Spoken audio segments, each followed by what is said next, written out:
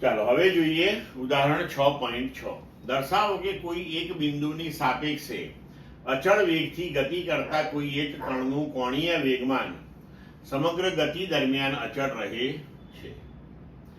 હવે ધારો કે આકૃતિમાં દર્શાવ્યા મુજબ આપણે સંદર્ભ બિંદુ O લઈએ અને આ સંદર્ભ બિંદુની સાપેક્ષે કોઈ એક કણનો વેગ આકૃતિમાં દર્શાવ્યા મુજબ સમક્ષિતિજ દિશામાં લઈએ. કણનો વેગ v છે, તો કણનું રેખીય વેગમાન p બરાબર mv એ પણ v ની દિશામાં જ હશે.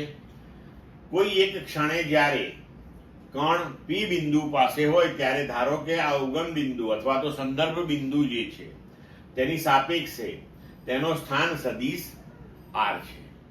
તો હવે સ્થાન સદિશ અને વેગ વચ્ચેનો ખૂણો થીટા, તો તેને જ આપણે કહી શકીએ કે સ્થાન સદિશ અને રેખીય વેગમાન વચ્ચેનો ખૂણો પણ થીટા છે.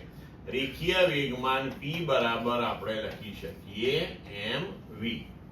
હવે આ જે કણ છે તેનું આ બિંદુ O બિંદુ કે જેને આપણે સંદર્ભ બિંદુ લીધું છે તેને અનુલક્ષીને કોણીય વેગમાન, તો L બરાબર r ક્રોસ p, p એટલે mv.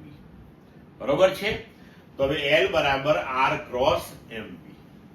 હવે આપણે આ કોણીય વેગમાનનું જો મૂલ્ય લઈએ તો L બરાબર mv r sin થીટા, જ્યાં થીટા જે છે એ r અને p અથવા તો r અને v વચ્ચેનો ખૂણો છે.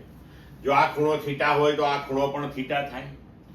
હવે આપણે સંદર્ભ બિંદુમાંથી વેગની દિશામાંનો જે સદિશ છે એ સદિશની લાગ રેખા આપણે તૈયાર કરી અને તેની ઉપર જો લંબ બનાવીએ તો આ OM જે છે એ તે લંબ બન્યો અને આનું મૂલ્ય r, આ થીટા, તો OM નું મૂલ્ય થશે r sin થીટા. આકૃતિ પરથી બહુ સરળ છે સમજવાનું. તો r sin થીટા બરાબર તમે OM લખી શકો. હવે આ OM શું થયું? તો OM એ રેખીય વેગ નું સંદર્ભ બિંદુથી લંબ અંતર થયું. બરોબર. હવે ધારો કે તમે અહીંયા જુઓ કે કણ કોઈ ક્ષણે તેનું સ્થાન બદલી ને આ સ્થાને પહોંચ્યો. હવે આ સ્થાને પહોંચે તો શું થશે? આ તેનો સ્થાન સદિશ થશે r ડેશ. બરોબર છે. હવે અહીંયા આ ખૂણો થીટા ડેશ થઈ જશે.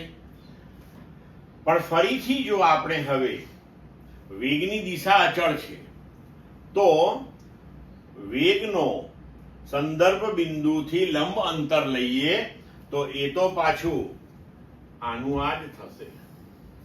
બરોબર. એટલે r dash sin theta dash એ ફરી પાછું આ તમારો થીટા ડેશ થઈ જશે અહીંયા, તો r dash sin theta dash એ પાછું OM જ બનવાનું છે. મતલબ કે સંદર્ભ બિંદુથી વેગ નું લંબ અંતર, અથવા તો બીજા શબ્દોમાં કહીએ તો સંદર્ભ બિંદુથી રેખીય વેગમાનનું લંબ અંતર OM એ અચળ રહેવાનું છે. હવે m એટલે કણનું દળ, એ અચળ છે. બરોબર છે. અને તમને રકમમાં કહેલું છે કે અચળ વેગથી, હવે અચળ વેગથી ગતિ કરે છે મતલબ કે તેની દિશા કે મૂલ્ય, વેગની દિશા કે મૂલ્ય કશું જ બદલાતું નથી. તો હવે આ કિસ્સામાં L જે છે તેનું પણ મૂલ્ય અને દિશા બદલાતું નથી. તો હવે જો અહીંયા આગળ કણના કોણીય વેગમાનનું મૂલ્ય અને દિશા બંને જો અચળ રહેતા હોય, એટલે કે કોણીય વેગમાનનું સંરક્ષણ થતું હોય, તો આપણે કહી શકીએ કે સમગ્ર ગતિ દરમિયાન કોણીય વેગમાન આપેલા સંદર્ભ બિંદુને અનુલક્ષીને અચળ રહે છે. ક્લિયર?